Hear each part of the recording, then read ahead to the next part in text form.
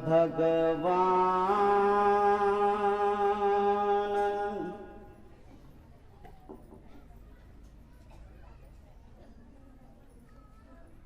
शुद्ध धर्म ऐसा दिया,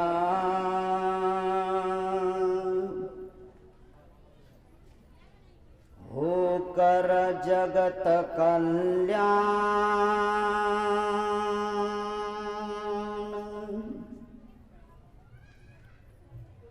गुरुदेव आपके चरण की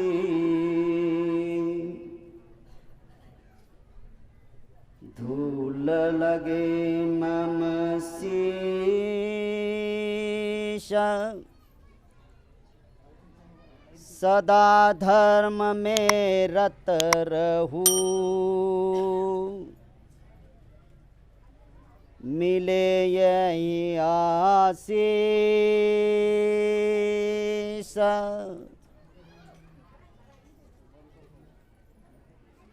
आजची गुरु पौर्णिमा,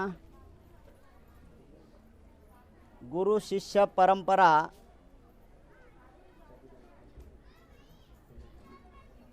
ही सतत 2500 वर्षापासून चालत आलेली आहे।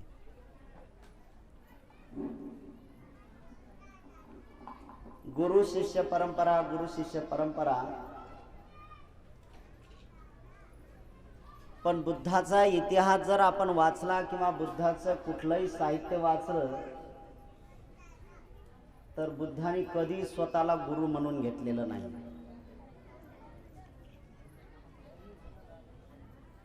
गुरु हा शब्द त्यांच्या मुखातून कधीही निघाला नाही। आपल्या शिष्याला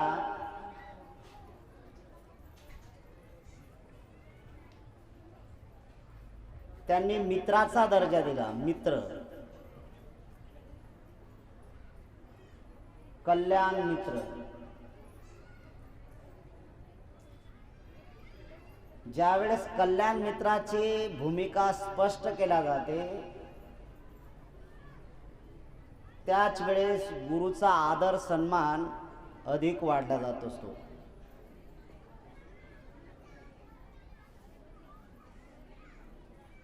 काय कल्याण मित्र आहे भगवान बुद्ध? तर सर्वात प्रथम कल्याण मित्र भगवान बुद्ध याच्यासाठी आहेत की मानव जातीसाठी पंचशील त्यांनी दान केलेलं आहे। प्राणी हत्या करणाऱ्या माणसाला प्राणी हत्यापासून प्रवृत्त करून शिलामध्ये पुष्ट करण्यासाठी भगवान बुद्धांनी अहोरात्र प्रयत्न केले। ते अंगुलीमालांचे चित्र आपल्या डोळ्यासमोर येते।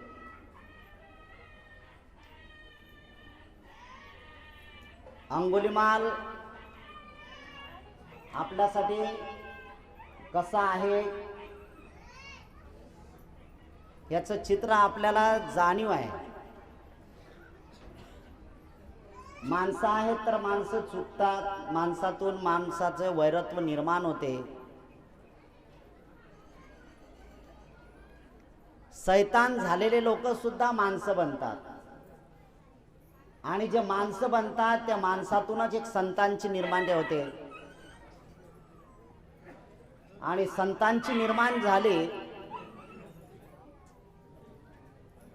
की ते संतच पुढे मुक्तीच्या पथापर्यंत जातात, बोधिसत्व निर्माण होतात। हे तेवढंच महत्त्वाचं आहे। अंगुलीमाल आपल्या जीवनाच्या वयाच्या 16व्या वर्षापासून भटकंती केली। माणूस असून सुद्धा शैतानाची वृत्ती निर्माण करणारा,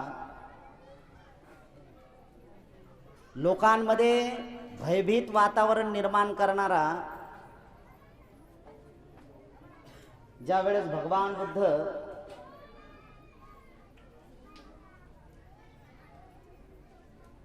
श्रावस्तीच्या वाटेने लागतात आणि अंगुलीमालच्या गुहेकडून जात असताना करतात, दृष्टीस पडतो अंगुलीमाल आणि ज्यावेळेस अंगुलीमाल दृष्टीस पडत असताना तोही बदलून जातो।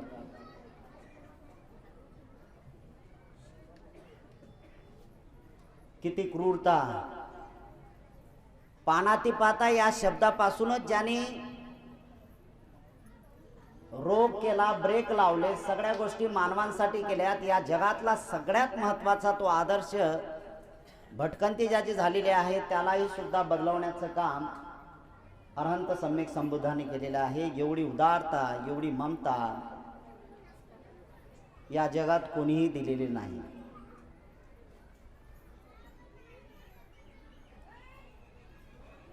चोरी करणारे लोक आहेत, चोरी करतात, अनेक प्रकारच्या चोऱ्या आहेत. माणसाचा स्वभाव झाला, चोरी करण्याचं काम केले जाते. असे अनेक लोक, चोरी करणारे लोकही सुद्धा भगवान बुद्धाच्या वाणीत येतात आणि मनुष्य जीवन जगण्यासाठी सुरुवात केल्या जाते. मी जाणीवपूर्वक सांगतो, बुद्ध आणि त्यांच्या धम्मग्रंथातलं एक उदाहरण सुद्धा त्या ठिकाणी आलं की भगवान बुद्धाची किती महानता आहे की 500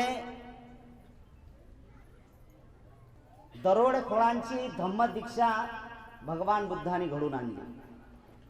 त्याचा वेश तयार केला, घोड्यावर बसले वगैरे वगैरे वगैरे या सगळ्या गोष्टी केल्या.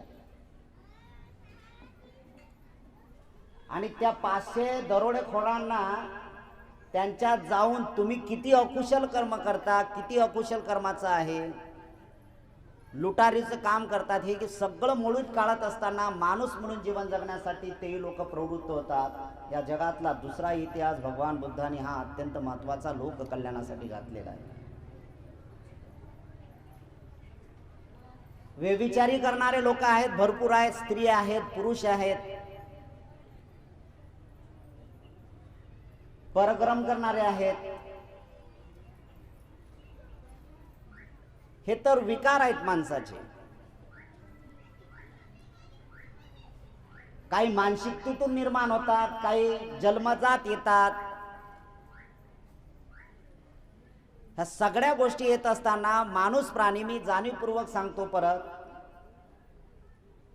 की जो अन्न ग्रहण करतो त्या अन्न ग्रहण करणाऱ्याला सगळ्यांना वासना आहे. मनुष्य जातच अशी आहे की त्या वासनेवर विजय प्राप्त करू शकतो. आणि अनेक लोक व्याधिग्रस्त झालेले, अनेक विकारधीन झालेले आहेत. अनेक व्यभिचारी लोक भगवंताच्या ज्या वेळेस संपर्कात येतात त्यावेळेस भगवान बुद्धाच्या जीवनातला एक जीव आनंद म्हणून जीवन जगण्याचा प्रयत्न करतात. आणि अनेक लोक त्या विकारातून मुक्त होताना दिसतात. माणूस काय आहे तर माणसाचं जीवन काय, ज्यावेळेस जाणीवपूर्वक अवस्था होते आणि ती अवस्था पूर्ण होत असताना त्या विकारातून मुक्तता होते. अशी विद्या प्रॅक्टिकल भगवान बुद्धांनी शिकवलीत आणि सांगितलं. आपण जे काही ह्या सगळ्या गोष्टी करत आहोत, आपलं मानवाचं हीन जीवन, म्हणूनच मगाशी तुमच्याकडून धम्मचक्र प्रवर्तन सूत्र वाचून घेतलं मी.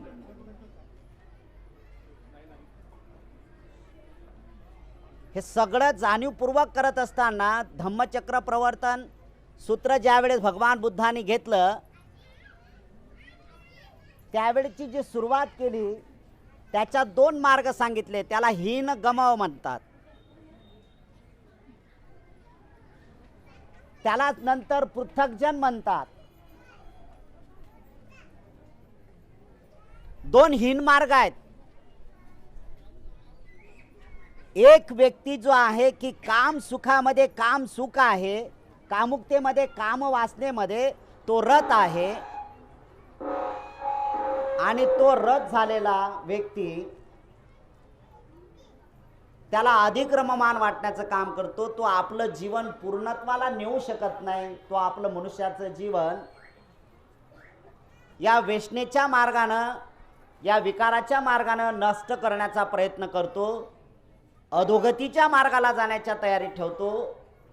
निरय लोकांमध्ये त्याची उत्पत्ती होते. हे चित्र ज्यावेळेस भगवान बुद्ध प्रत्येक माणसाच्या व्यभिचारांच्या ग्रस्त विकाराने झालेल्या मानसिकतेकडे बघतात, त्यावेळेस भगवान बुद्ध करुणावान त्यांची दाटून येते आणि भगवान बुद्ध म्हणतात, अरे या विकारातून लवकरात लवकर मुक्त हो आणि आपलं जीवन सुखी जगण्याचा प्रयत्न कर. असे हीन मार्गामध्ये लीन झालेले लोकही सुद्धा मुक्त करण्याचं काम केले जाते. ते अरहंत सम्यक संबुद्ध आहेत आणि मानवांसाठी एक सगळ्यात महत्त्वाचं शुभ लक्षण आहे. तिसरी गोष्ट हे झाले. चौथी गोष्ट एक महत्त्वाची आहे. सर्रासपणे आपण लोक खोटं बोलत राहतात. काही लोकांना सवय खोटं बोलण्याची आहे. काही लोक म्हणतात, नाही बाबा हे खोटं बोलणं होते आणि बाकीचा व्यवहार खोट्यातला चालते तरी अर्थ नाही. काय बोलता, नाही आपण असं नाही बोलत बा, हे आपण लय खोटं आहे. मग हे खोटं आहे आणि घरी गेल्यानंतर खोटं बोललं तर ते चालते? खोटं बोलणं चालते का?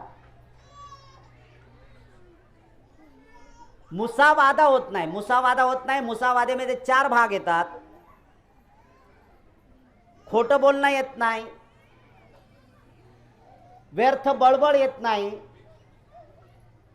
त्याच्यानंतर चुगली चहाडी येत नाही आणि निंदा येत नाही. मुसावादा वेरवणी या शिलाचं पालन करत असताना ह्या 4 गोष्टी आपल्याला त्यागावं लागतात. खोटं बोलण्याचा अर्थच काय? खोटं बोलण्याचा अर्थ असा आहे की मी निंदाय करणार नाही, मी चुगली करणार नाही, मी चहाडी करणार नाही आणि मी व्यर्थ बळबळ करणार नाही. या 4 गोष्टी येतात आणि या 4 गोष्टींकडे जो जाणीवपूर्वक लक्ष केंद्रित करतो आणि याच्यापासून तो मुक्तता साधतो, तो आपल्या हीन मार्गातून मुक्त होण्याचा प्रयत्न करतो. म्हणजे भगवान बुद्ध त्याच्याकडे जाणीवपूर्वक खोटं बोलणाऱ्या व्यक्तीकडून त्याला खोटं बोलण्यापासून लिप्त करून टाकतात, अलिप्त करून टाकतात, मुक्त करून टाकतात आणि सुखी जीवन जगण्याचा मार्ग शिकवतात. नशापान करणाऱ्या माणसाची तर फारच वेगळी नशा आहे. तुम्हाला वाटत असेल हे ज्या छोट्या छोट्या गोष्टी आहेत ना, माता भगिनींनो, तुमच्यासाठी जाणीवपूर्वक सांगतो. तुम्हाला असं वाटते की एक महत्त्वाचा काळ आहे. मी जाणीवपूर्वक दुसरी एक महत्त्वाची गोष्ट सांगतो की भगवान बुद्धाने तुम्हा महिलांना भिक्षुणी बनण्यापासून रोखलं होतं, माहीत आहे का? तुम्ही तर आनंदाची दररोज स्मृती जागृत ठेवली पाहिजेत. आनंद भंतीचे आहेत ना, त्यांचं दररोज तुम्ही स्मरण केलं पाहिजेत.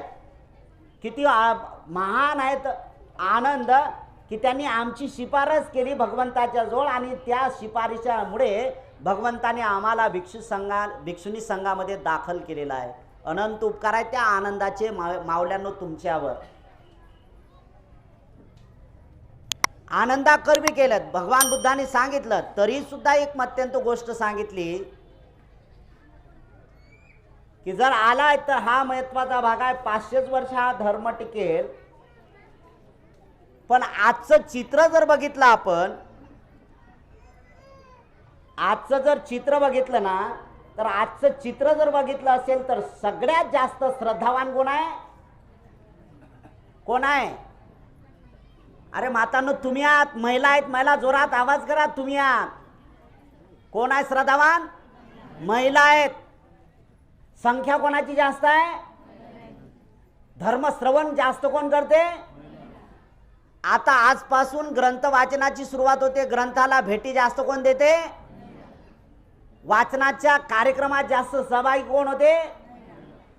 ग्रंथ पठण उभारण्यासाठी किंवा ग्रंथाची सुरुवात करण्यासाठी खटाटोप कोण करतायत?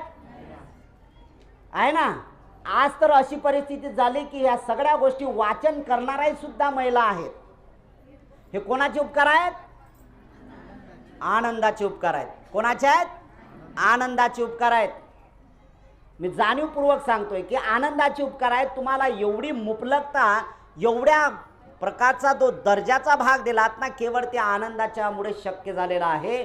आणि ती एक महत्त्वाची बाब लक्षात ठेवली पाहिजे की आनंदाने शिफारस केली म्हणून तुम्हाला ते स्त्रियांमध्ये महत्त्वाचं स्थान दिलं. पण अरहंत सम्यक संबुद्धाने या जगात हजारो वर्षांपासून स्त्रियांना गुलामीत ठेवण्याचं काम केलेलं आहे. कोणाला? स्त्रियांना. आजही सुद्धा हे जे सरकार आहे हे तुमच्यावर अजूनही टपलेलं आहे. अजूनही सुद्धा म्हणून या ठिकाणी मनुस्मृतीचा कार्यक्रम राबवण्याचं काम केलं जाते. पुन्हा स्त्रियांना दुय्यम स्थान ठेवण्याचं काम केलं जाते. अशा बावल्या लोकांना पुन्हा गुरुस्थानी आणण्याचं काम या ठिकाणी केलं गेलेलं आहे की ज्याला स्वतःचे वस्त्र सांभाळता येत नाही, अशासाठी की जो स्वतः पळून गेला अशाला पुन्हा गुरुच्या स्थानी बसवण्याचं काम केलं जाते. आणि पुन्हा स्त्रियांना गुलामीच्या मार्गाकडे, पुन्हा या स्त्रियांना ज्योती सारखंच ठेवण्याचं काम केलं जाते. पायातली ज्योती पायात ठेवा असं म्हणणं होती, ती पुन्हा या ठिकाणी प्रस्थापित केल्या जाते. जोपर्यंत स्त्री शिकत नाही तोपर्यंत विकास होत नाही, हे ज्योतिबा फुलेंनी सिद्ध करून दाखवलं आणि त्याला पुष्टता केली बोधिसत्व बाबासाहेब आंबेडकरांनी. या जीवनातले तुमच्या माता भगिनीनो गुरु कोण असतील तर बाबासाहेबांच्या सह जे 3 गुरु आहेत या जगातले की ते लोककल्याणासाठी त्यांनी अहोरात्र प्रयत्न केले. मग बुद्ध असतील, त्यानंतर ज्योतिबा फुले असतील, त्यानंतर कबीर असतील, बाबासाहेब आहेत, हे सगळे लोक या ठिकाणी आपल्या समोर येतात. हे गुरु आहेत स्त्रियांचे. मी जाणीवपूर्वक एक दुसरी गोष्ट सांगतो की तुम्ही धम्मामध्ये एवढे रतमान होण्याच्या तयारीत आहेत आणि एवढ्या चांगल्या तुम्ही धम्म श्रवण करण्यासाठी पुढे सरसावत आहात, पण 5व्या शिलाचं म्हटलं की तंबाखू सुटत नाही ना. सगळं गाळभर केल्या जाते. सगळं केल्या जाते का नाही? काय करणार, तेच तर नाही सुटत, मग तेच सोडावं लागते, तो त्याग करावा लागतो, तरच गुरुचं स्मरण होते. गुरुचं स्मरण करायचं असेल तर काय करावं लागेल? दुर्गुण त्यागावं लागतील. काय करावं लागेल? म्हणजे दुर्गुण आहेत ना, ते दुर्गुण त्यागावं लागतील तुम्हाला. हे ऐकण्यासाठी लय चांगलं वाटते बरं. म्हणून मी मगाशी अष्टशील देत असताना तुम्हाला जाणीवपूर्वक सांगितलं की तुमच्याकडून भलाई शील पालन होणार नाही, या शिलाचं पालन होईल. या शिलाचं पालन होईल काय? या शिलाचं उल्लंघन होईल. तुम्ही पश्चाताप करू नका, पश्चाताप नाही करायचा. तुटलं ना तुटलं, फक्त एक करायचं आहे, कटाक्ष पाडायचा आहे की माझ्याकडून या शिलाचा भंग होणार नाही. याची ज्यावेळेस तुम्ही कबुली तुमच्या मनाला द्याल त्याच वेळेस उपोषिताचा दिवस आणि त्याच वेळेस अरहंत सम्यक संबुद्धाला वंदन होईल आणि तीच खरं भगवान बुद्धाला वंदना सादर केल्या जाते. फक्त आल्यानंतर तुम्ही हे करता, आलं की विहारात जाऊ द्या, विहारात जाऊ द्या. टाळ्या वाजू नका, इथे टाळ्या नाही वाजवायच्या. हा एक बावलेपणाचा कार्यक्रम आहे. हे जे टाळ्या वाजवतात का नाही, यांचं काय नाही, बिचारे कसे आहेत माहित आहे का? हे बावले असतात ना, बावले. तुमचा दोष नाही आहे ना, ते विकार आहेत. हे सगळं झालं, काय झालं की ते मजा वाटते ना त्यांना, ते तशा प्रकारचं आहे. धम्मामध्ये रथ व्हायचं असेल तर तिथून पासून शिकावं लागेल, हा विचार. साधुकार त्याला आहेत, बोला ना. अदरवाईज तर तुम्ही बळबळ बळबळ बळबळ केलीत का नाही? साधू म्हणाला काय तोंड काय शिवल्या जाते का आपलं? या सगळ्या गोष्टी आहेत ना. आता साधू म्हणाला तोंड शिवायला लागलं म्हणजे तुमचं तोंड शिवल्या जाते म्हणून साधुकार दिला. काय माणसं आहेत, शब्दही माहित नाही कुठं वापरायचा आणि कुठे काय बोलायचं, कधी काय साधुकार द्यायचा. काय बुट्टी हा पद्धत आहे ना. तोंड शिवायचं म्हटलं की झालं साधू. अरे बाबा तोंड शिवलेला बरं झालं. हे सगळं धम्मामध्ये यावं लागेल बरं. या अनंत उपकार आहेत त्या बोधिसत्व बाबासाहेब आंबेडकरांचे, अनंत उपकार आहेत. मी मगाशी हिशोब करत होतो, मगाशी घेतले ते बोट ते बघत होतो ना, तर हिशोब करत होतो मी. का कसला हिशोब करत होतो? वयाच्या 42 वर्षातल्या पदार्पणांमध्ये आणि 1935 ते 1898 37 वर्षाच्या माता रमाई बाबासाहेबाला सोडून गेल्या. किती वर्षाचं वय? 37. बाबासाहेबाचं वय किती होतं? 42. ऐन तारुण्य अवस्थेमध्ये. हा मोठा त्याग आहे, बोधिसत्वाचं लक्षण आहे. मगाशी भंतेजीने सांगितलं ना बोधिसत्व, नाही भंतेजीने नाही, गुरुजीने सांगितलं, ननीर गुरुजीनं. ननीर गुरुजी म्हणतात की जन्मजात बोधिसत्व असतात. जन्मजात बोधिसत्व नसतात. जन्मजात बोधिसत्व नसतात. बोधिसत्वाचे अंकुर फुलवावं लागतात, तशा क्रिया करावं लागतात, तरच बोधिसत्व निर्माण होतात. मग सिद्धार्थ बोधिसत्वाने काय काम केलं? आपण सिद्धार्थ बोधिसत्व म्हणतो ना, काय काम केलं त्यांनी? पहिलं काय काम केलं? वयाच्या 8व्या वर्षी बोधिसत्वाचं लक्षण दाखवून दिलं. काय लक्षण दाखवलं? काय लक्षण दाखवलं? बोधिसत्वाचं लक्षण काय पहिलं माहित आहे का? बोधिसत्वाचं पहिलं लक्षण आहे पानाती पाता. काय? पानाती पाता.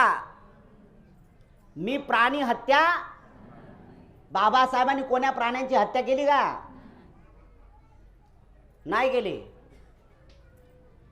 एवढं बाबासाहेब आंबेडकरांचं आपण जीवनचरित्र वाचलं, कधी केलं का? त्यांनी उन्हाळ कामं केलेत. त्यांनी स्वतः कबुली केली बाबासाहेबांनी. एवढे उन्हाळ कामं केलेत बाबासाहेबांनी की ते एका उकिरड्यावर ते झाड होतं, म्हणजे खतावर झाड होतं, आणि त्या झाडावर उड्या मारत होते खतात. भुरके ट्रक होत होते. ते कामं केलेत त्यांनी, पण हत्या मात्र नाही केली. हा सगळ्यात महत्वाचा बोधिसत्वातला एक गुण आहे.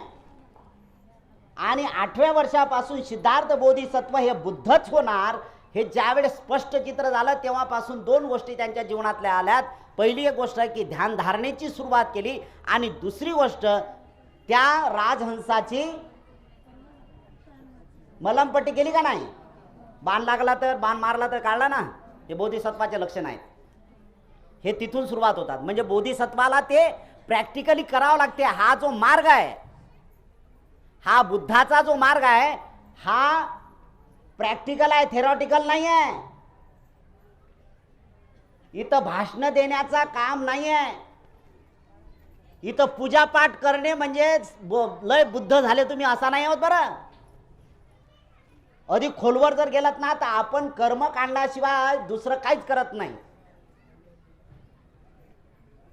पूजापाठ जर करायचा असेल तर त्या पूजापाठाच्या अगोदर तुमचं चित्त कसं आहे, या चित्ताकडे पहिल्यांदा लक्ष द्या. पूजापाठ करायचा आहे, दक्षिणा मागायची लालसा असेल तर काय मूर्खाचाच बाजार आहे. दुसरं काय नाही आमच्या घरात. मग त्या पंडे पुजारात किंवा त्या पंड्यांमध्ये, त्या भटांमध्ये तुमच्यामध्ये काय फरक असणार आहे? लोककल्याणाची वाणी ज्यावेळेस सुरुवात करावं लागेल, तर त्यावेळेस काही गोष्टींमध्ये जाणीवपूर्वक तुम्हाला त्याग भावना ठेवावा लागणार आहे. त्याग भावना ठेवावं लागेल. जोपर्यंत तुम्ही त्याग भावना करत नाही, तोपर्यंत जीवन सफल होणार नाही. तुम्हाला असं वाटत असेल की मी लय चांगलं काम करतो, बिलकुल नाही, चुकीचं काम आहे. तुम्हाला तुमचं जीवन शुद्ध करण्यासाठी जे काय मल साचलेलं आहे, जे काय धूळ साचलेलं आहे मनावर, ते मनाची धूळ साफ करायचं असेल तर बुद्धाने शिकवलेली प्रॅक्टिकल विद्या हे तुम्हाला आत्मसात करावं लागेल. तरच तुमच्या जीवनाचा उद्धार होणार आहे, तरच त्याचा खऱ्या अर्थाने होईल. म्हणून बुद्धाची वंदना करायची. यही बुद्ध की वंदना, यही बुद्ध सम्मान. बुद्धाची वंदना कशी आहे? पहिल्यांदा पंचशिलाचं पालन तंतोतंत करायचं. काय काय बावले लोक येतात माझ्याकडे, आम्ही पंचशिलाचं पालन करतो ना. काय करतो आम्ही? अरे राजा, पहिल्यांदा तू उद्रेकानं बोलतो ना, हेच तर पंचशिलाचं उल्लंघन आहे. हा मग काय झालं? अरे हे पहिल्यांदा दुरुस्त करणं राजा. ते हत्या करतो की नाही करत हे नंतर आहे. चोरी करतो की नाही करत हे नाही. चोरी करण्याचा एक बुद्धाने भिक्षूंना एक महत्वाचा सल्ला दिला होता की तुम्ही सम्मा आजीवा जीवन जगा. जर भिक्षूंना सांगितलं तर तुम्हाला का वाऱ्यावर सोडवलं असेल का? नाही. पहिला बेस तर तुम्ही आहात. पहिला बेस कोण आहे? उपासक वर्ग बेस आहे पहिल्यांदा. दुय्यम स्थान भिक्षूंचं आहे. म्हणजे यासाठी दुय्यम स्थान म्हणतो कारण तुमच्यावर तो निश्रित आहे, तुमच्यावर तो आश्रित आहे, तुमच्यावर तो अवलंबून आहे. तुम्हीच जर तशा प्रकारची सुरुवात केली नाही तर तो काय करणार आहे? म्हणून तुम्ही पंचशिलामध्ये पारंगत होण्यासाठी प्रयत्न केला पाहिजे. आणि जर पंचशिलाचं पालन करण्यासाठी तुम्ही प्रयत्न केला तर नक्कीच तुमचं जीवन शुद्ध होण्याचं होईल. मग आम्ही काय करतो, आमच्या मनातली लालसा आहे ती लालसा धुवून काढण्याचं काम केलं पाहिजे, तरच खऱ्या अर्थाने आम्हाला धम्म समजतो आणि आम्हाला बुद्ध कसे आहेत ते समजतात आणि आम्ही बुद्धांचा सन्मान कसा करतो हेही तेवढंच महत्त्वाचं आहे. सुरा मेरे मज्जपमाद ठाणा वेरवणी. म्हणून मला गुरुची वंदना करायची आहे, मला बुद्धाचा आदर सन्मान करायचा आहे. तर म्हणून मग असं सांगितलं की तुम्ही महिलांनो त्या मार्गामध्ये एवढ्या श्रेष्ठ झाल्या की पुरुषांपेक्षा स्त्रिया ह्या सगळ्यात महत्त्वाच्या धार्मिक अवस्थेमध्ये मोठ्या प्रमाणात आहेत, संख्याने मोठ्या प्रमाणात आहे आणि कृतीनं सुद्धा तुम्ही मोठ्या प्रमाणाने त्या ठिकाणी दिसता. फक्त थोडा थोडा तंबाखू, थोडं थोडा पान, ह्या सगळ्या गोष्टी तुमच्याकडे येतात. हे ज्या वेळेस तुमच्यातून सुटेल त्यावेळेस नक्कीच तुम्ही बुद्धाची अनुयायी, बुद्धाच्या सन्मार्गार्थ ते चालण्याचं काम केलं जाईल आणि तो एक खरा अर्थानं आदर होईल. आणि त्यावेळेस शुद्ध अंतकरणाने बुद्धाचं ज्यावेळेस तुम्ही नामस्मरण करणार ना ते पावन झाल्यासारखं होईल. ते करावं लागेल का नाही, ते तुम्हाला करावं लागेल. जर तुम्ही केलं तर त्याचा लाभ होईल. पंचशिलाचा हा सारांश. म्हणून भगवान बुद्धांनी जे नशापान करणारे लोक आहेत त्या नशापान करणाऱ्या लोकांच्यावर अनुकंपा केली. का त्यावेळेस काय अनुकंपा करण्याचं काम नव्हतं का भगवान बुद्धाचं? होतंच. आणि त्यावेळेस काय नशापान करणारे लोक कमी होते का? पहिलं जर पंचशील कोणी भगवान बुद्धांनी कोणाला दिलं असेल माहित आहे तुम्हाला? पहिल्यांदाच माहित आहे का कोणाला दिलं? तुम्हाला जर माहित नसेल तर मी सांगणारच आहे, त्याबद्दल काय नाही. पहिल्यांदाच जर पंचशिलाचा सार जर सांगितला असेल तर तो राजा बिंबिसाराला सांगितला. कोणाला? पंचशील पहिल्यांदा कोणाला दिलं? राजा बिंबिसाराला. आणि ते गाथा आम्ही म्हणतो राजा भवतु धम्मिको. राजा धार्मिक असेल तर बरं राजालाच पंचशील का दिलं पहिल्यांदा? कारण त्यावेळचे राजे सगळ्यात महत्त्वाचं उल्लंघन पाचशिलाचं करणार होते. हत्या बी करत होते, लुटूनही नेत होते, व्यभिचारी होते. एका एका राजाला 16 बायका. जिथं जाईल तिथं सगळ्या गोष्टी, म्हणजे विचित्रच काम आहे ना, आहे का नाही? आणि झगडे कशासाठी? दोनच गोष्टीसाठी. आजही सुद्धा दोनच गोष्टीसाठी झगडे आहेत. जोर आणि जमीन. जोरू आणि जमीन या दोनच गोष्टींसाठी झगडा सुरू आहे, बाकी काहीच नाही आहे. आणि मग अशा अवस्थेमध्ये जे जे श्रद्धावान उपासक उपासिका आणि विशेषतः उपासिका ज्यावेळेस बुद्धाच्या मार्गाने चालण्याचं काम करतात त्यावेळेस तिथं आदर्श निर्माण होतो आणि पुन्हा ती संस्कृती निर्माण होते. मला जाणीवपूर्वक सांगायचं आहे की भगवान बुद्धांनी स्त्रियांना जो सन्मान दिला, स्त्रियांना जे भगवान बुद्धांनी जे महत्त्वाचं स्थान पटकावून दिलं, त्यासाठी पहिल्यांदा एक महत्त्वाचं काम आहे ते म्हणजे स्त्रीला पहिलं गुरुमातेचं स्थान या ठिकाणी केलं आहे. भगवान बुद्ध म्हणतात मी बुद्धत्व जरी प्राप्त केलं असेल तरी एका स्त्रीने मला जन्म दिला तेवढी महान माता आपली आहे. हा स्त्रीचा सन्मान आहे. आपण स्त्रीच्या सन्मानार्थ इथं असताना एक जाणीवपूर्वक भगवान बुद्धाला वंदना करत असतो तर कशी करू हा एक विचार असणं तेवढंच महत्त्वाचं आहे. म्हणून या पंचशिलाचा सारांश पहिल्यांदा राजांना दिला, बिंबिसाराला दिला आणि मग तिथून त्यांनी पंचशिलाची सुरुवात केली. अलीकडच्या काळामध्ये आपण जर सगळ्यात महत्त्वाच्या गोष्टी जर बघितल्या तर एक आपल्याला लक्षात येते. कलिंग देशातला राजा त्याने भगवान बुद्धाचा आहे. कुरुक्षेत्रामध्ये राजा असणारा त्या कलिंग देशाच्या राजाला पंचशील काय माहीत नाही, पण कुरुक्षेत्रातलं एक कुरुक्षेत्र माहीत आहे ना. कुरुक्षेत्र दोन्ही ठिकाणी वापरल्या जाते. पहिलं तर एक कुरुक्षेत्र वापरल्या जाते की ज्या ठिकाणी ज्याचा अजिबात गुरु होण्याच्या लायकीचा एकही सुद्धा असा विचार नाही त्याला गुरु म्हणून या ठिकाणी घोषित केलं गेलेलं आहे. काय म्हणतात? यदा यदा हि धर्मस्य ग्लानी भव. हे सगळं बोलल्या जाते. हे कुठून त्यांनी शिंग फुकलं म्हणे? कुरुक्षेत्रावरून. संघर्ष कुठे झाला? महाभारताची सुरुवात कुठून झाली माहिती आहे का तुम्हाला? युद्ध कुठे झालं?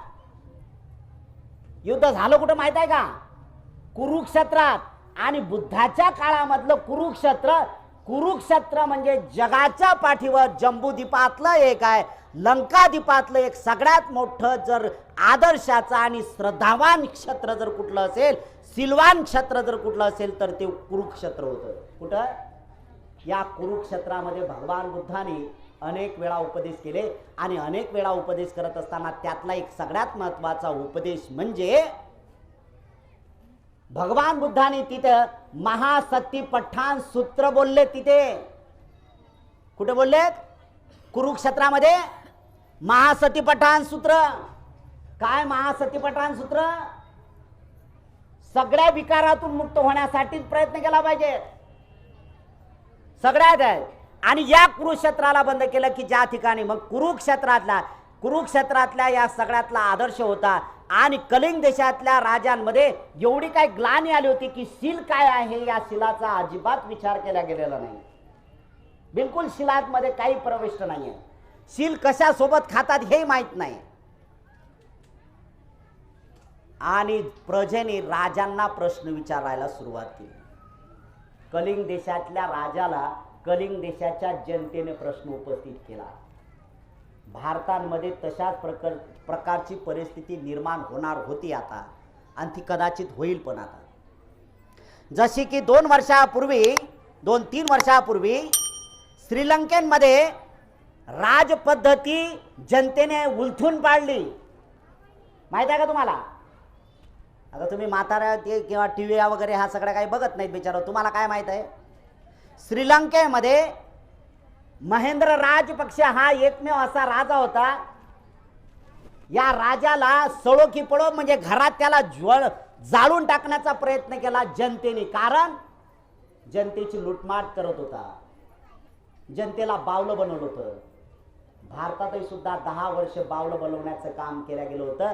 यावेळेस जर कदाचित असं झालं असतं तर जनतेचा प्रक्षोभन भाव वाढला असता. आणि ते श्रीलंकेमध्ये घडलं तेच इथं होणार होतं. कारण जनता हे बोधिसत्व बाबासाहेब आंबेडकरांच्या स्वतंत्र विचाराने एक महान गुरुच्या मार्गाने निघणारा एक संदेश घेऊन आहे. कारण शिलामध्ये प्रविष्ट निर्माण करण्यासाठी सुरुवात आहे. म्हणून हे एक विचार महत्वाचे आहे. अशाच प्रकारची अराजकता कलिंग देशामध्ये माजली होती. आणि कलिंग देशातल्या लोकांनी तिथं जाणीवपूर्वक लोकांनी राजाला प्रश्न केले की राजा धार्मिक नाही ना आमचा, तर मग कसं होईल? राजा नाही. म्हणून राजालाही सुद्धा पश्चाताप आला. मग कोण असा असेल तर त्या राजाने कुरुक्षेत्राच्या राजाला विनंती केली की आमच्या ठिकाणी पंचशील मनवणारा किंवा पंचशील शिकवणारा असा कोणी आपल्याकडे पाठवा. आपण या ठिकाणी भगवान बुद्धाचे पंचशील सांगण्यासाठी यावं. राजा म्हणला ना बाबा, आपण नाही आहे. मला कुठं पंचशिलाचं पालन करता येते? मी पंचशिलाचं पालन करू शकत नाही. काय करणार? आणि मग ह्या सगळ्या गोष्टी केल्यात. त्यांनी का केलं तर तो म्हणला ह्या सगळ्या गोष्टी मला काय होत नाहीत. कारण मी म्हणले एका ठिकाणी जो मेळा लागला होता त्या मेळ्यामध्ये त्या जत्रेमध्ये एक धनुष्यबाण चालवण्याची प्रक्रिया होती. आणि तो मी वरती आकाशात मारला. आणि आकाशात मारल्यानंतर तो तळ्यात गेला आणि तळ्यात तो जमिनीत रुतला. एखाद्या माश्याला लागला असेल, तो मासा मेला असेल, ते माझ्याकडून अनवधाने हत्या झाल्यासारखं वाटलं. म्हणून घे किती महत्वाची भूमिका घेतली राजांनी. हे कुरुक्षेत्रातले लोक आहेत. मग त्याने सांगितलं दुसऱ्याला, मंत्र्याला सांगितलं, मंत्र्याला लगेच सांगितलं दुसऱ्याला, त्याच्या राजराणीला सांगितलं, राजाला सांगितलं, सगळ्या घरातल्या सगळ्या राजमातेला सांगितलं. ते सगळ्या जण म्हणत आहे. आणि सगळ्यात महत्वाचं आहे की कोण असं असेल तर त्या नाही. कारण भिक्षू जाण्यासाठी तयार नव्हते, तिथं भिक्षू कमी होते. आणि शेवटी सांगितलं कोण असावा हाच एक महत्वाचा आहे. पण पंचशिलाचा किती महत्वाचा भाग आहे हे सुद्धा बुद्धाच्या विचारातून स्पष्ट होते. या ठिकाणी मानवतावाद पूर्ण टिकवायचा असेल तर बुद्धाच्या विचाराशिवाय तरुणोपाय नाही. आणि माणूस म्हणून जीवन जगायचं असेल तर बुद्धासारखा आदर्श गुरु या ठिकाणी पुन्हा रूपी आपल्याला त्या मार्गाने चालावं लागेल. आणि बुद्ध हाच एकमेव या जगातला आदर्श गुरु आहे हे स्पष्ट चित्र आमच्या आचरणातून आम्हाला दाखवावं लागेल. तरच तर गुरुजींची वंदना होईल, तरच तर बुद्ध भगवानाची वंदना होईल, तरच तर भगवंताला आपण वंदन करण्यासारखी होईल. आणि तो एक मार्ग करत असताना आम्ही सुरुवात केली पाहिजे. हा एक महत्त्वाचा भाग आहे की आम्ही काय करतो त्या ठिकाणी सुरुवात करणं गरजेचं आहे. म्हणून पंचशीलाचं सारण करत असताना जे पंचशीलाचं उल्लंघन करणारे आहेत, पंचशीलाच्या शेवटच्या शिलाचं सगळ्याच जण दारू पिणारे आहेत, काही पुरुष मंडळी असे आहेत नशापान करणार आहेत, बिचारे काय करणार आहेत, जीवन भंगलंय ना त्यांचं, जीवन भंगलंय, स्वतः भंगले, घरदार भंगवलं. आणि अशा लोकांसाठी कोण असू शकते तर फक्त आणि फक्त बुद्ध हेच गुरु असू शकतात. दुसरा या ठिकाणी कोणीच असू शकत नाही. कारण इथं तर आपण अनेक प्रकारचे गुरु बघितले ज्यांच्या लाखोच्या संख्येने लोक त्या ठिकाणी भेटी देतात, त्यांचं प्रवचन ऐकायला जातात. पण 4-6 महिन्याने आपण सगळेचे सगळे लोक ऐकायला बसतो की अमुक जेला येत आहेत, तमुक जेला येत आहे, तो असा आहे, तो तसा आहे. हे चित्र आपल्याला स्पष्ट होते आणि गुरु ही कल्पना पूर्णता नसताना भूत होताना दिसते.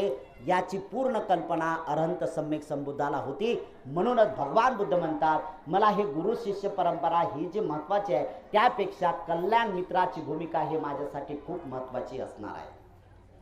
कल्याण मित्र तो असणार आहे कारण कल्याण मित्राची भूमिका आहे जो मित्रत्व त्याला म्हटलं जातं की एखादा मित्र तो वांग मार्गाला लागला तर दुसरा त्याला थांबवण्याचा प्रयत्न करेल. हे मित्र असं करू नको. भगवान बुद्धांनी मनुष्य जीवनातल्या लोकांना अधोगतीला जाणाऱ्या लोकांपासून वाचवण्याचं काम केलं, अधोगतीला जाणाऱ्या लोकांपासून वाचवण्याचं काम केलं, निरय लोकांमध्ये जाणाऱ्या लोकांपासून वाचवण्याचं काम केलेलं आहे. 32 ते 31 लोकांच्या भवचक्रामध्ये पुन्हा पुन्हा येऊ नये यासाठी मनुष्याचं जीवन सद्गतीला लागावं यासाठी बुद्धांनी जे वाणी शिकवले आणि जे प्रॅक्टिकल करून आपल्याकडून करून घेतलं तो एक महत्त्वाचा आदर्श आपल्यासाठी असणं गरजेचं आहे. म्हणून गुरुपौर्णिमा या ठिकाणी आपण साजरी करत असताना हा विचार घेऊन जाणं गरजेचं आहे. बुद्धभूमी हे सगळ्यात महत्त्वाचं एक अकोल्यातलं एक केंद्र म्हणून उभं राहणार आहे. मी असो अगर नसो हे तेवढं सत्य आहे. आज या भूमीची अशी गत झाली की कालपर्यंत आपण जर बघितलं या भूमीला केवळ फक्त आणि फक्त 14 वर्षाचा काळ पूर्ण झालेला आहे. किती वर्ष झाले या बुद्धभूमीला? 14 वर्ष झाले. 2010ला हे कंस्ट्रक्शन सुरू केलं, आम्ही कंस्ट्रक्शन सुरू केलं आणि 2014 मध्ये आपल्या समोर आपल्या दानातून निर्माण झालेला आपण वैभव बघू शकता. तसे माझ्यावर आरोपही आहेत म्हणा, त्याबद्दल काही प्रश्नच नाही. आरोप लोकांकडून असलं ते मान्य करू शकतो, पण ज्यावेळेस जवळच्या माणसाकडून आरोप होतात ना ते जरा कुठेतरी चुकल्यासारखं वाटतं आपल्याला. परवा करत नाही मी त्यांची कोणाची, पण काय काय लोक जाणीवपूर्वक टेहाळणीनं करतात. हां जाऊ द्या, त्यांच्यात काय राहिलं आता, काय राहिलं म्हणजे तुम्ही कोणाचे साथीदार होता रे, तुम्ही कोणाचे साथीदार होता ना, आता दुसरे पाहिजे. आणा ना मग. मूर्खपणाचे लक्षण आहे ते. या माणसावर कीव येते. इथं उत्तरोत्तर, आणि मी प्रामाणिकपणे सांगतो, मी उत्तरोत्तर इथं प्रगती होते ना, ही एक महत्वाची भूमिका आहे.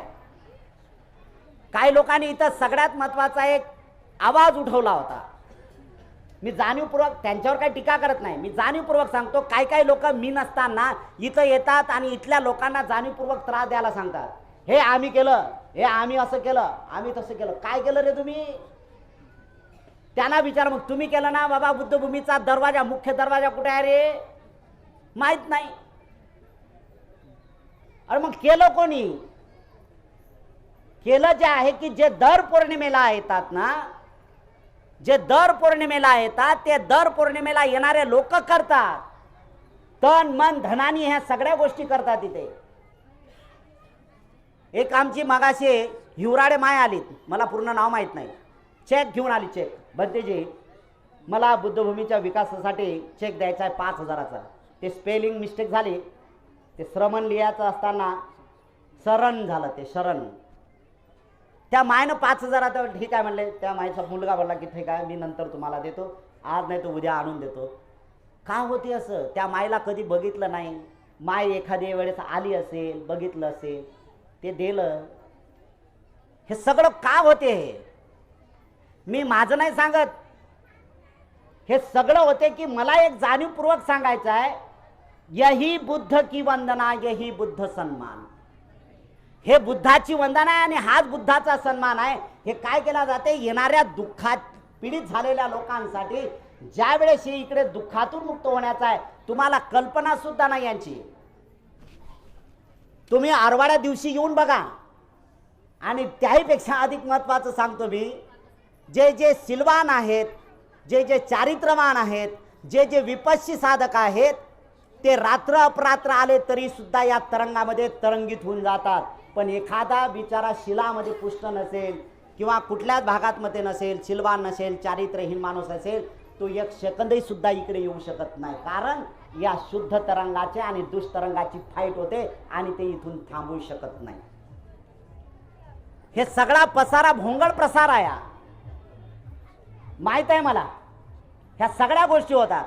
काय कोणाला आमंत्रण देण्याची गरज भासत नाही आहे. आणि मी जाणीवपूर्वक सांगतो, माझे विचार होता की एक आपण हँडबिल वगैरे काढू आणि गुरुपौर्णिमेचा हा एक मोठा आगळा वेगळा कार्यक्रम करू. पण विचार केला की मलाही वेळ मिळाला नाही. मी सुद्धा एक वेगळ्याच कार्यक्रमात व्यस्त असल्यामुळे ते मलाही सुद्धा वेळ मिळाला नाही. 2-3 दिवस झाले फक्त आलो मी. आणि आल्यानंतर त्या ठिकाणी सुरुवात केली.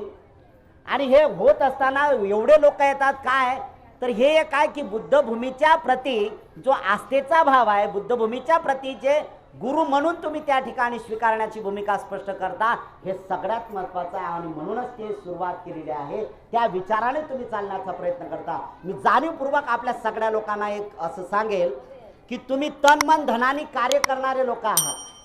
मग अशी आपल्या ननीर गुरुजीला सांगितलं की आता नाव घेऊ नका. मी याच्यानंतर गुरुजीला सांगतो, यानंतर कोणाचेच नाव घेऊ नका. कारण तुम्ही ठराविक लोकांचे नाव घेता, पण नंतर माझ्यावर लय मोठी परिस्थिती प्राप्त होते. मला सळोकी पळो होते या ठिकाणी. आणि खरं आहे, मला सांगा, यातला सर्वसाधारण स्त्री आहे, सर्वसाधारण भगिनी आहे, तिचं योगदान नाही का? आहे ना. अरे तुम्ही कार्यकर्ते आहात म्हणून ह्या तर सगळ्या गोष्टी महत्त्वाच्याच आहेत. तुमच्यामुळे तर कार्य आहे. पण तुमच्याबरोबर बुद्धभूमीला येत असताना हा गुरुचा दर्जा मी जाणीवपूर्वक असा मेंटेन करतो की तुम्ही जेवढे मला जवळचे आहेत, तेवढे आजच्या पौर्णिमेला येणारे उपासक उपासिका तेवढेच माझ्या जवळचे आहेत. त्यामुळे याच्यानंतर कोणाचेच नाव घ्यायचे नाहीत आणि कोणाचे नाव घेण्याची गरजही नाही.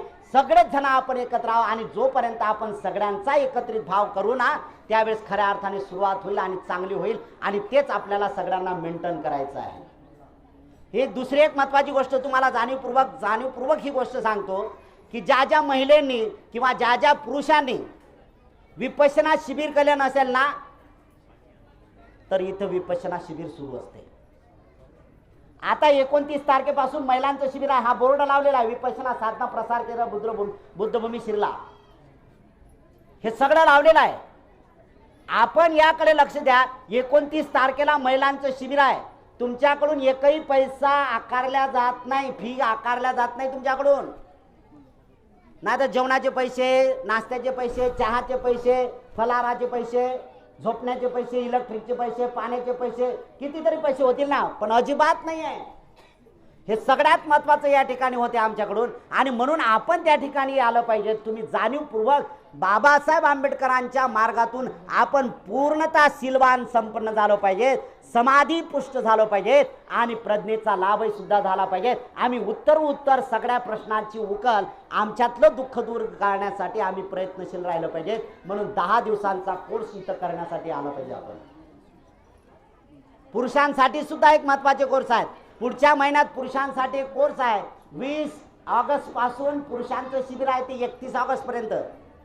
या हे सगळं तुम्ही निर्माण केलं तर तुमच्या हातूनच पूर्ण झालं पाहिजे आणि ती सुरुवात करण्यासाठी आपण केलं पाहिजे.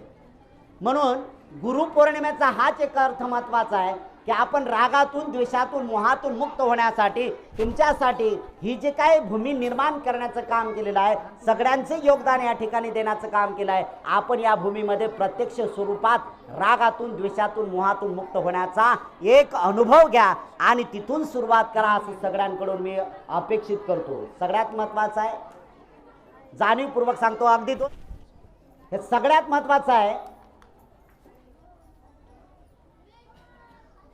की हे तुम्ही देता. मग अशी दान आणलं, गव्हाचं आणलं, ज्वारीचं आणलं, बाजरीचं आणलं, तांदूळ आणले, खूप चांगलं आहे. याचा एकन एक हिशोब सगळ्यांसाठी असते. दुसरी एक महत्त्वाची आहे, जे पैसे रुपी दान देता ना, ते सगळं ट्रस्टमध्ये जाण्याचं काम सुरू झालेलं आहे. उत्तर आम्ही पारदर्शकता निर्माण करण्याचं काम करतो. बुद्धभूमीची ट्रस्ट आहे आणि त्या ट्रस्टमध्ये फक्त आणि फक्त बी संघपाल आहे, बाकीचे कोणी सदस्य नाही आहेत. त्या ट्रस्टचं नाव आहे श्रमण चॅरिटेबल ट्रस्ट. सर्च करा, सगळं डिटेल येईल तुम्हाला. काय काय प्रोग्राम लागतात ते सुद्धा येते, बरोबर ना. आणि श्रमण चॅरिटेबल ट्रस्टमध्ये हे जे काय आज जे दान आलं नाही तेही सुद्धा आम्ही त्या ठिकाणी श्रमण चॅरिटेबल ट्रस्टमध्ये दान करतो. कोणाला जर दान द्यायचं आहे, मगाशी मी त्या मायला तेच सांगितलं की चॅरिटेबल ट्रस्टमध्ये दान करून टाका तुम्ही. वैयक्तिक पैसा काढा, आमच्याकडे नका देऊ, कारण आता आज पैसा उद्या काय होईल ते माहीत नाही. आणि मला तसंही माहीत आहे की जवळच्या लोकांना जास्त दुखणं असते याचं, आहे ना. म्हणून हा पैसा कुठे आहे, सगळा ट्रस्टमध्ये जाणार आहे. हे सगळे ट्रस्टमध्ये पैसे जमा होतील आणि ट्रस्टमधूनच सगळ्या गोष्टी. कोणालाही जर दान करायचं असेल तर त्यांनी ट्रस्ट उद्याच्या पौर्णिमेसाठी आम्ही तयारी करणार आहोत. आणि इथं ट्रस्टचं ज्याला QR कोड जो आहे तो या ठिकाणी आपल्या समोरच्या आहे. ज्याला 100 रुपये टाकायचं 100 टाका, ज्याला 1000 टाकायचे 1000 टाका. वानखडे साहेबांसारखे असतील तर ते 10,000 रुपये टाकणार आहेत. ज्या हिवराडे माया आहेत ते 5,000 रुपयाचे टाकणार आहेत. ज्यांना ज्यांना जे जे दान टाकायचं आहे तर ते दान टाकू शकता. उद्याच्या पौर्णिमेपासून तुमच्यासाठी QR कोड नंबर असेल. प्रत्यक्ष तुम्ही टाकलं तुम्हालाच ऐकायला येईल की तुम्ही एवढे टाकले म्हणून, आणि समाधानी करा त्या. म्हणून तुम्ही जे काय देता ना ते सगळ्यात महत्त्वाचं आहे. कोणी 10 दिले, कोणी 5 दिले, कोणी 100 दिले, कोणी 500 दिले, कोणी चिवर दान आणतात, कोणी तर मिठाई आणली. आणि एक सगळ्यात महत्त्वाचं आहे, एकाने एक डबा आणला आणि सांगितलं की भंतेजी माझ्या लेकीनं कमाई टाकली, याच्यात कमाई. मला लय म्हणजे एवढं चांगलं वाटते नाही. डोंगरे म्हणून ते त्या आले, म्हणले भंतेजी. त्यांनी ते बचित मडक म्हणतात ना त्याला, ते बचित मडक सगळ्यांनाच करते, आहे ना. ते बचित मडक त्यांनी केलं प्लॅस्टिकचं, त्याच्यात जे काही कमाई आहे ते टाकण्याचं आणि ते त्या ठिकाणी दिलं.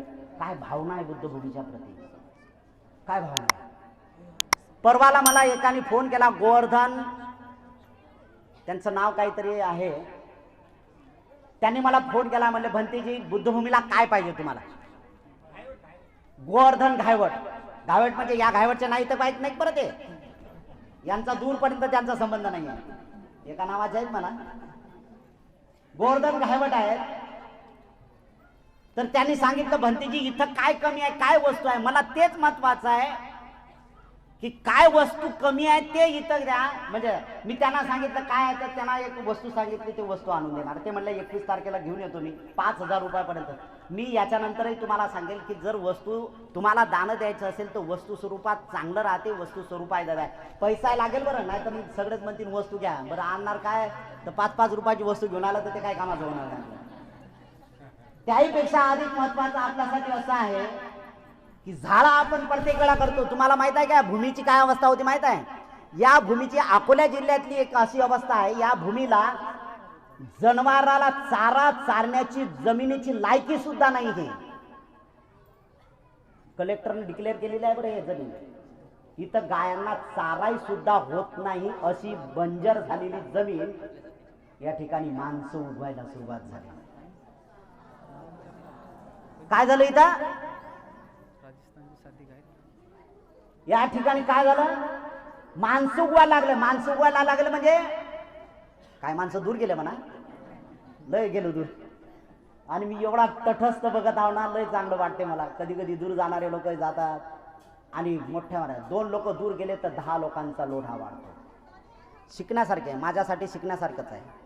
घेणारे जाणारे विचारे जात आहे हरकत नाही. माझ्या मनातून गेलेलं नाही, बिलकुल गेलेलं नाही.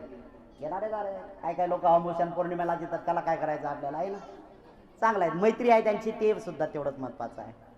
आणि अशा अवस्थेमध्ये सगळ्यांनी बघितलं. मी एक काळ अनुभवला, मला खरं सांगतो, मी एवढा भयभीत होतो ना, इथे भयानक भयभीत होतो. मी जर भयभीत असेल तर बाकीच्या गोष्टी किती भयभीत असतील. एवढं चांगलं वातावरण झालं, या चांगल्या वातावरणामध्ये सुद्धा तेवढाच आहे. एक जयपूरच्या राजस्थानच्या कोणीतरी महिला आहेत, साधिका आहेत, त्यांनी सुद्धा दान देण्याचं इथं मानस केलेला आहे, दान दिलेलं आहे त्यांनी. अदर धर्मीय आहेत ते. आणि ह्या सगळ्या गोष्टी महत्वाच्या आहेत. अदर धर्मीय लोक या ठिकाणी येतात. तुम्ही तर तुमची नैतिक जबाबदारी पूर्ण करण्यासाठी आहात. 6,000 रुपयाचं दान केलं त्यांनी. आणि हा एक महत्वाचा भाग पूर्ण होताना दिसतोय. मी जाणीवपूर्वक सांगतो की ही भूमी सुरक्षित करण्यासाठी झाडांची महत्वाची अवस्था आहे, झाडं तेवढायचं आहे. पण माझं नम्रपणे आपल्याला सांगणं आहे, झाडं आणत असताना ते नका आणू ना. झाडं आणत असताना 5-6 फुटाचे झाडं आणा की जेणेकरून आम्हाला एखाद्या दिवशी पाणी नाही टाकलं ना तरी ते झाड तगले पाहिजे. असे झाडं आणा की 7-7, 8-8 फुटाचे झाडं आणा. आणि तुम्ही जाणीवपूर्वक, तुम्ही जर 8 फुटाचं झाड जर आणलं ना, ते उद्या जर मोठं झालं ना तर तुम्हाला त्याचा गर्व येईल की मी आणलेलं झाड आहे. तुम्ही आणता अगदी 1-1.5 फुटाचं झाड आणि कुठे गेलं काय गेलं माहित नाही, संपलं का. हे तशीच जमीन दगडाची जमीन आहे, त्यामुळे काय होणार आहे. म्हणून झाडं आणत असताना मोठे झाडं आणा, पण त्या झाडाला लागणारं जे काही मटेरियल आहे ते घेऊन येत चला बरं. आता उगीच फक्त द्यायचं आणि नैतिक जबाबदारी झाले आमचं घेतरा टोले तुम्ही, असं नका काम करू जाऊ. आणि अक्षरशः आम्ही हे केलं इथं. मी स्वतः पाणी टाकलेलं आहे. आमचे श्रद्धा बाल भंतीचे तर रात्री 11-11, 10-10, 11-11 वाजेपर्यंत पाणी टाकतात. यांचं लय योगदान आहे इथे, माझ्यापेक्षा जास्त योगदान यांचं आहे, खूप चांगलं योगदान आहे. आणि मग ह्या सगळ्या गोष्टी लोक करत असताना आपण ते केलं पाहिजे. 11-11 वाजेपर्यंत जर हे सगळ्या गोष्टी करतात तर तेही सुद्धा आपण लक्षात घेतलं पाहिजे की जर मोठे झाडं जर आणले आपण तर मोठ्या झाडाचा एक खूप चांगला परिणाम होतो आणि मोठे झाडं दिसतात. हे एक शिरसाट साहेबांनी झाड दिलेलं आहे. कुठले आहेत माहीत आहे का तुम्हाला? शिरसाट आहेत. ते चंदन लावणार आहे, काळेशार आहे ते रंगाने, पण चंदन बँकेमध्ये होते. त्यांचं नाव नाही शिरसाट आहेत एवढं मला माहीत आहे. पण जगत शिरसाट गुरुजींचे ते नात्याने चुलते लागतात, विवऱ्याचे आहेत ते. त्यांनी आणून ठेवला होता हा बोधिवृक्ष. त्याची कटिंग केली आणि एवढा मोठा बोधिवृक्ष झाला की तुम्ही उन्हाळ्यात येऊन बसायचं फक्त काय गोडबा वाटते याच्यात माहीत आहे का. आणि या सफेद गाडी आहे का नाही, या सफेद गाडीच्या पाठीमागं जो आहे ना तो बोधिवृक्ष बुद्धगयाचा आहे. कशाचा आहे तो? त्याला ओटा केलेला आहे. काय काय महिला म्हणा, काय काय पुरुष म्हणा त्याच्यावर जाऊन बसतात. काय अकुशल कर्म करणारे लोक आहेत बिचारे, समजत नाहीत मला. बसतात त्यांना काही वाटतही नाही त्याचं की आपलं काय हा ओटा. इतर झाडांना ओटे केलेले आहेत का आपण? मग इथं एवढं तर जरा डोकं चालवायला पाहिजे की याला का ओटा बनवला असेल. लॉजिक तर वापरा थोडस. तो बोधिवृक्ष आहे बुद्धगयाचा. गेल्या म्हणजे वैशाखी पौर्णिमेला आपण त्याचं पूजन केलेलं आहे, चांगली पूजा केली. जवळजवळ 1 तास पूजा आपण केलेली आहे. या ठिकाणी आपण जाणीवपूर्वक उन्हाळ्यात पाणी कमी पडते म्हणून आपण काय केलं की लोकांना प्रोत्साहित केलं की बाबा पाणी घेऊन या. कशात आणायचं आहे काय आहे तर आमच्याकडे साहित्य आहे. जे तायडे साहेब आहेत त्या तायडे साहेबांचं ए पोरी त्या झाडाला लटकू नको ना, ते त्यापेक्षा जास्त महत्वाचं आहे मला ते. त्या मायबापानं जन्म दिला ते वाळवणार का नाही, पण मी त्याला जन्म घातलेला आहे. कोणी लावलं ते त्या लावणार आहे ते केलं, पण त्याला पाणी आम्ही घातलं त्याचं रक्षण जास्त करणार आहेत आम्ही. त्याचं एक जर पान तुटलं ना तर आम्हाला लय वाईट वाटते. हे सगळ्या गोष्टी महत्वाच्या आहेत. आणि मग ही गोष्ट आपण करत असताना लक्षात घेतलं पाहिजे की हे करताना आपण किती सुरक्षिताचं जीवन जगलं पाहिजे. तर तो बोधिवृक्ष आणून लावलेला आहे आणि त्या बोधिवृक्षाची सुरुवात केली. तायडे साहेबांनी पाण्याचे बाबा असं नाही तर त्यांनी मडक्या आणलेत. या मडक्यात पाणी टाका, त्याला एक वेगळं स्वरूप आहे. अंधश्रद्धेचं नाही आहे, बिलकुल नाही आहे. अंधश्रद्धेत ज्याला ज्ञान नाही, ज्याला ज्ञान नाही, काहीच नाही, बौद्ध धर्माचा बेस नाही, ते लोक अंधश्रद्धेचा पसारा फिरवण्याचं काम करतात आणि स्वतःला म्हणतात आम्ही अमुक आहोत तमुक आहोत हे आहोत ते आहोत. काय काय लोक तर म्हणतात आम्ही बोधाचार्य आहोत. अरे तुला राजा अजून ख येत नाही रे बौद्ध धर्मातला. ह्या सगळ्या गोष्टी जाणल्या पाहिजेत ना. आणि मग ही गोष्ट आहे की आम्ही पाणी लोकांना प्रवृत्त करण्यासाठी केलं. याला काही 108च मडके पाणी टाकलं नाही, आम्ही लय आणलेत. 150-60 मडके झाले होते इथे.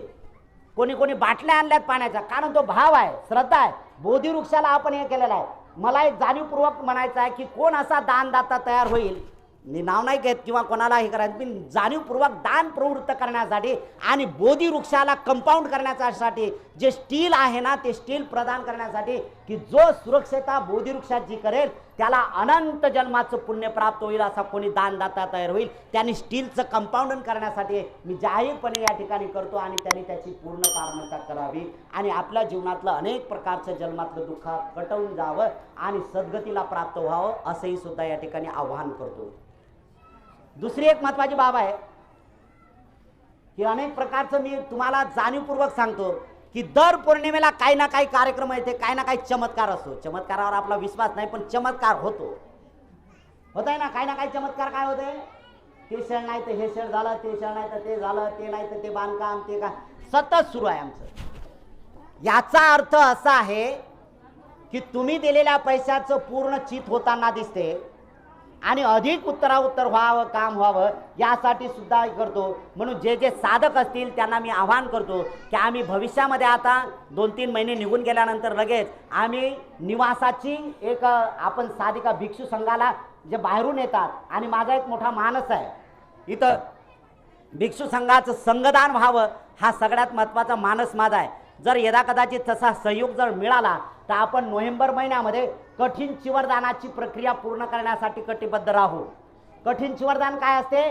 तर कठीण चिवरदान हे असते की स्वतः कापूस काढायचा, त्याचा धागा बनवायचा, त्या धाग्याचा कापड तयार करायचा, तो कापड रंगवायचा आणि त्या कापडाचं चिवर म्हणजे कपडा केल्यानंतर ते चिवर फाडायचं आणि ते शिवायचं. काही महिला हाताने शिवतील, काही महिला शिलाई मशीनने शिवतील. असं जर सगळ्यांना महत्त्वाचं स्थान प्राप्त करायचं असेल आणि कठीण चिवरदानाची सुरुवात करायची असेल तर एकदा सगळ्यांनी साधुकार द्यायला हरकत नाही.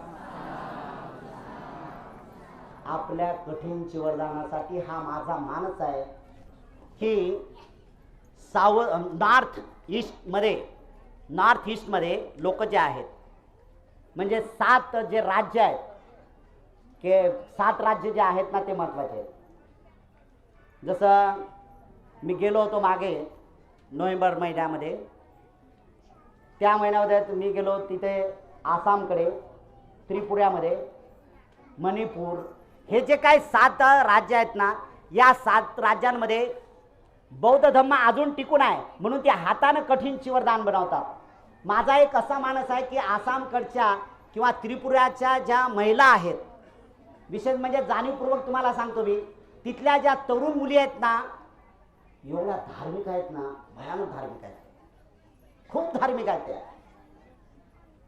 महिला मंडळ जास्त धार्मिक आहे, रात्रभर करता. आणि रात्रभर मी त्या कार्यक्रमात होतो, माझे व्हिडिओ सुद्धा मी व्हायरल केलेले आहेत, फेसबुकवर सुद्धा नरेंद्र गुरुजींना ते पाठवलेलं आहे. तर नक्कीच ह्या सगळ्या गोष्टी आपण सुद्धा 2-3 दिवसाचा अगोदर हा प्रोग्राम करू आणि दुसऱ्या दिवशी कठीण चिवरदानाचा कार्यक्रम करू. या चिवरदानासाठी सगळ्यात महत्त्वाचं आपल्याला योगदान द्यावं लागेल. आणि योगदान काय द्यावं लागेल तर एक सगळ्यात महत्त्वाचं आहे तिन्ही गोष्टीचं, तन, मन आणि धन. तन म्हणजे शरीर, मन म्हणजे एक समाधीचा मार्ग पूर्ण करण्यासाठी मनाची शुद्धता, आणि धन म्हणजे पैसा. या तिन्ही गोष्टींना आपण पूर्णता करायचं आहे. आतापासूनच तशा प्रकारची सुरुवात करा. आपण या ठिकाणी बुद्धभूमीला त्या लोकांना इन्व्हाइट करू, बोलावू आणि रात्रभर आपल्याकडून कसं चिवर बनवतात त्यांच्याकडून आपण कसं चिवर बनवू आणि आपणही सुद्धा एक बुद्धभूमीमध्ये हा एक पायंडा पाडू, ही एक परंपरा सुरुवात करू की वर्षवास समापन झालं की कोणी भंतीजी असो त्यांच्यासाठी कठीण चिवरदानाची प्रक्रिया ही आपल्याकडून झाली पाहिजे, श्रद्धेतून झाली पाहिजे. या ठिकाणी आपण असं करावं सगळ्यांकडून अपेक्षित आहे. आपल्याप्रती, आपल्या कुटुंबियाच्या प्रती मंगल कामना करत असताना हे सांगतो की जे जे काही दानदाते आहेत, मी जाणीवपूर्वक आहे की मी तुम्ही किती दान देता मला याच्याशी घेणं नाही, पण मी जाणीवपूर्वक या शब्दावर जोर देत आहे की तुम्ही दानामध्ये पारंगत झालं पाहिजे. दानामध्ये पारंगत आहे, तुम्ही काय दान द्यायचं तुम्ही ठरवा. बुद्धभूमीला येत असताना खाली हातात येऊ नका, बिलकुल नाही यायचं. असेल ना ते एक मूठभर किंवा एक पिशवी भरून आहे ना, प्लॅस्टिक पिशवी आहे का नाही, ते पन्नी, त्या पन्नीत पिशवी येत आहे ना, माती घेऊन या. बिलकुल खाली हातात नाही येतात. अरे हे लय दानाचं खूप म्हणजे आगळं वेगळं आहे. मी सगळ्यांना सांगतो, मी जाणीवपूर्वक दुसरं एक सांगत असतो की भिक्षूंची एक प्रक्रिया महत्त्वाची आहे की जसं आमचे श्रद्धाबाल भंतीजी आहे, या श्रद्धाबाल भंतीजीचे पूर्वजन्मीतले माता पिता आहे, ज्यांनी फिजिकल बर्थ दिला, त्यांना जन्म दिलेला आहे, ते माता पिता आलेत ना, तर माता पिता त्या भंतीजीसाठी येतात, पण त्या भंतीजीचे गुरुसाठी घेऊन येत असतात. आपणही आलं पाहिजेत ना. खाली आता माझं कर्तव्य आहे, मला गेलं पाहिजेत, मी दिलं पाहिजेत, मी काय ना काय आलं पाहिजेत. आणि कौटुंबिक जीवनातल्या लोकांचं तर हे पहिलं कर्तव्य झालं पाहिजे की मी काही ना काही आणलं पाहिजे. माझा भाऊ म्हणा, माझा बाप म्हणा, माझा चुलता म्हणा, माझा काका म्हणा, माझा कोणी जे काय नात्यात असेल मुलगा म्हणा, तो माझा भिक्षू म्हणून झाला ना, हा जगत कल्याणाचा मार्ग आहे, जगद्गुरूचा हा सन्मार्ग दाखवण्यासाठी तो त्या लाईनीवर उभा आहे ना, तर त्याचा तो त्याग निष्पन्न करण्यासाठी, तो त्याग पूर्ण करण्यासाठी मला ते जीवन देत आहेत, मी का त्यांच्यासाठी देऊ नये, तर तुमच्यातला हिस्सा तुम्ही सुद्धा दान केला पाहिजे. म्हणून घरात. आणि सगळ्यात महत्त्वाचे आहे, ज्यांच्याकडे शेती आहे ना, जाणीवपूर्वक सांगतो बरं, तुमच्या शेतीत जे काय असेल ना ते घेऊन येत जा, काही असो ना, काही असो. मी तर दुसरं असे सांगेल की कधी कधी तुमच्या शेतात तण वाढते का नाही, गवत वाढते का नाही, गवत मोठं, तुम्हाला हाशावर नेता तुम्ही, मी सांगतो ते गवत वाढते का नाही, गवत मोठं मोठं झालं ना, 2-2, 4-4, 5-5 फूट झालं का नाही, ते कापान घेऊन या इथं. कारण ते जर गवत आणलं ते एखादी भिक्षूसाठी कुटी आपण निर्माण करू, लय मोठं दान होते ते. तण तण दान तण. आता याच्यापेक्षा काही गोष्टी सांगायचं आहे का? हे करा या बौद्ध धर्मात. कारण बाबासाहेब आंबेडकरांचा धम्मचक्र प्रवर्तनाचा हाच एक आदर्श आपण आपल्या समाजामध्ये रुजवला पाहिजे आणि अनेक लोकांसाठी ते प्रेरणादायी झाले. अनेक लोक बौद्ध धर्माच्या मार्गाने चालले पाहिजेत असं सगळ्यांकडून अपेक्षित करतो. जे जे दान दाते राहिलेले आहेत, दान देण्यासाठी राहिले, मी पैसा स्वीकारतो बरं, मी पैशाला हात नाही. काय काय लोक म्हणतात काय भंतीचे हात नाही, काय काय तर एवढे बावले लोक आहेत त्या लोकांची स्तुती करतात ते भंतीचे. मी जाणीवपूर्वक तुमचं दान, तुम्हाला दान प्रवृत्त करतो आणि तुमच्याकडून दान स्वीकारतो. कारण तुमचं दान स्वीकारणे म्हणजे तुमच्या पुण्यात अधिक भर देणं आहे. मी ताकद नाही, मला दान नको आहे, मी पैशाला हात लावला नाही, हा बावलेपणा नाही करत मी. मला माहित आहे तुम्ही देताय ना, तुमची पुण्य पारमिता पूर्ण करण्यासाठी देता, तुमची पुण्य पारमिता पूर्ण अर्जित करण्यासाठी देता. म्हणून मी हातात एक स्वीकारतो आणि ते लोककल्याणासाठी लावतो. हेच लोककल्याणाचं काम आपण सरकारने करावं असं सगळ्यांकडून अपेक्षित करतो. आपल्याप्रती, आपल्या कुटुंबियाच्या प्रती मंगल कामना करतो. आपल्या सगळ्यांचं खूप मंगल हो, खूप कल्याण हो, खूप सुखी हो, सगळ्यांचं खूप भलं हो, भलं हो, भलं हो. भवतु सब मंगलं रक्षन्तु सब देवता सब बुद्धानु धम्मानु संघानुभावेन सदा सोथी भवन्तु ते.